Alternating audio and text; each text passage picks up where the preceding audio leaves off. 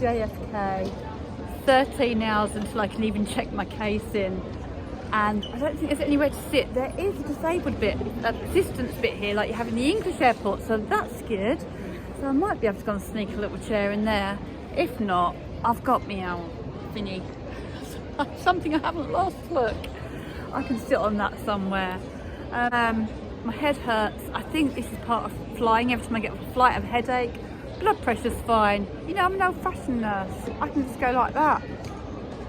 And I can feel that the blood pressure's fine. I can feel it's nice and regular and not racing. Just like that. I do like the old-fashioned ways, in case you hadn't gathered that already. I'm going to go and have a little kip. The only food this side of the barriers is Dunkin' Donuts. But apparently I can take an Amtrain to Terminal 1 and everything's there. So I should have got dropped off there, shouldn't I really? So I'm going to be a big brave girl and try and negotiate my own way around an airport on the Amtrain and everything. Made it. I think there is a train to the city of New York as well. Perhaps I could have done that, could have got a taxi into the city then back here. But you know what, it's too wet and horrible out there. Did you notice how one minute I was having a sleep and the next minute I'm coming to get something to eat? It's because I've got no water to take my painkillers with. I probably could have got them from Dunkin' Donuts, but I don't know, it just seemed easier to come here because there might be some nicer places to sit here. Because as I say, I haven't got to check in for hours and hours and hours. If it's nicer here, I'll just come and chill here for a bit. The other thing I did think coming in, we saw the turn off to all the airport hotels, so I could have got an airport if I'd planned ahead. I knew I was going to get an Uber, but I'm not very good. Even when I do plan ahead, it all goes wrong because I thought I had planned ahead, and clearly I hadn't. So yeah, I could have gone to a hotel and then got a shuttle here. It would have been a cheaper hotel, but it is what it is. And there's a nice man here with a lady with wheelchair assistance, which obviously I usually have, so I'm following them to the elevators, which is good. We have more Dunkin' Donuts, we have McDonald's, wok and roll, that might be an option, sausage and more, subs, tacos, chicken and beer, pizza, and jikji, which might be Japanese, and that might be an option too. Let's go explore and see what I can have that's gluten-free and vegetarian. The only thing I can possibly have is a bowl in this whole place without the cheese and sour cream. And I've got to order at the kiosk. What kiosk? That's the New York Fresh Subs. Check out, oh God, oh great, another self-checkout thing. I actually managed it all on my own. I thought, no, I don't want a meal deal with chips and a drink because I've got my water. And then I remembered I haven't got any water, one of the reasons I've come here. Got me water. I couldn't get my bottle undone though, my Tylenol. Luckily there was a lovely young chap over there, just sorted it out for me. Okay. Chin chin. No, addict voice. I do not want to go and sit in that bar for the next 12 hours and numb myself into oblivion. I want to enjoy every minute of sitting around in an airport and then getting on a plane and then going on a train. But it's better sober. So much to lose. Get in the elevator and get out of here. Nor do I want Dunkin' Donuts or sweets or sugar. Because it won't change anything. I'm not even stressed now. The sculpture is dedicated to all those who were affected by 9/11 in 2001.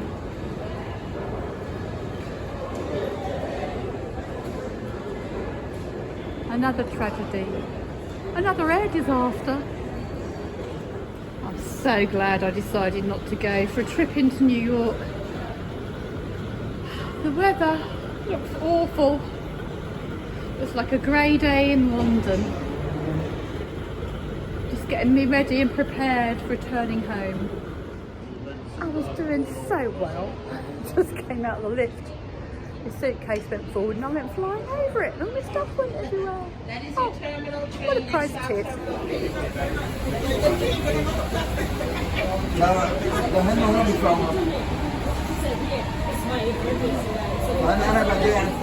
So I've laid and had a little sleep and then I thought to myself, oh, you got a flexi ticket.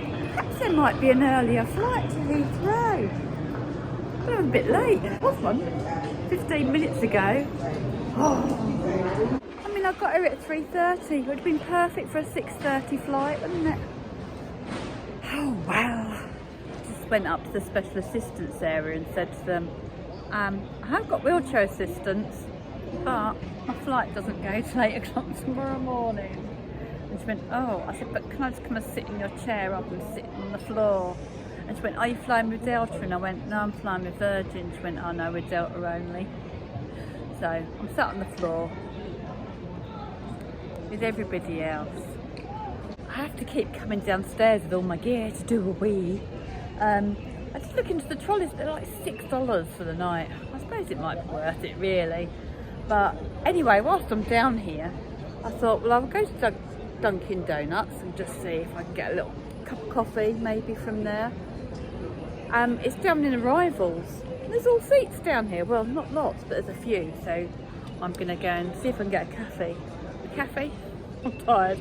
A coffee and bag myself a seat. It's not that late. It's only 8:30 at night, but it feels like it's midnight. A bit too much of a queue at Dunkin' Donuts. I know I've got all night, but I just don't want to keep standing up. The seats over here look nice. I have managed to get sea salt popcorn, no sugars. You know, even their crisps have sugar in over here. It can be a little bit frustrating. I've got some water and I have bought, I can't get any sugar-free sweets to take off, so I've had to buy some gum, some extra gum, because at least that's sugar-free. I know it's got nasty sweeteners in, but right now I'm just going to have to go with it, because if I have sugars, I'm definitely going to trigger it all off. It's actually really nice here as well, watching everyone come at arrivals, being greeted by happy people, happy to see them. So I sat down, I've been there about 5 minutes, and this homeless guy sat next to me, bless him, you know, and I did feel for him. He was a little bit smelly, but I thought, no, put up with this, you know, he's in and out of the rain, and then he got his little bottle of drink out. So I moved over somewhere else. And then there was another man there, but he's okay. And I'm just talking to this lovely lady who used to be an air stewardess. But she was saying even her landing today into JFK was very, very rocky. They had a gust of wind, even though they touched down, it's kind of lifted off again. But she said he controlled it really, really well. She said, but that was the worst flight she'd ever been on. And she was talking about another flight she'd been on once when they lost power to one engine. But it all got sorted and it was all okay. But she is here until 8 o'clock in the morning as well, because they cancelled all the Delta flights connecting internally out of New York because of the weather. But flights are still landing. So I don't even know if my 6:30 or the 6:30 Virgin went out or not. I'm hoping it didn't. And then I don't feel like I've missed something. Morning! It's 3:20 a.m. I've had a reason to sleep on the chairs downstairs. I've just stepped outside for a spot of fresh air. It's absolutely pouring down out here. I can check in about an hour and a half and get rid of my big bag, which should be good. As I was laying there, I needed very uncomfortable seats, but with me air pillows and my bum thing, my little seat thing, I'm saying to myself, this is just for now, Corinne. It's just for now. In 24 hours, you'll be at Jackson, a nice, warm, comfortable bed. And then I looked over at the homeless people who were stretched out and thinking, oh, this might be the best that they get in the dry for a month, mightn't it? Oh, I wish I could save the world, but we can't. It is sad. Some of them don't even have coats, it must be freezing. Well, in the hoo-hoo, can't change it. I wish there was a coat shop down there and I could get one of my coats. There's only a sweatshirt shop with New York emblazoned across the top, and they probably won't want that. So, what can you do? Not a lot in here. Yeah, you can now go and check in. The 6:30 or 6 o'clock took off at 6:30 from here last night, and it has landed safely in Heathrow. I could have been on my train home now. Luckily, I suddenly remembered that I needed to book a ticket last night, otherwise it would have been even more money than it just cost me. Nearly £100 just to get from London to Norwich. It's criminal. And I'm glad I waited till this morning because it's a really light flight. There's nobody sitting next to me at the moment. I just asked the man about special, getting extra leg room. Was there a window seat? He said there is, but it's right at the back of the plane. He said, and actually the bulkhead is blocked off, which is the seat right in front of me, completely empty. He says if once you've taken off, you can just move there. So it means probably I'll get to lay out across 3 seats.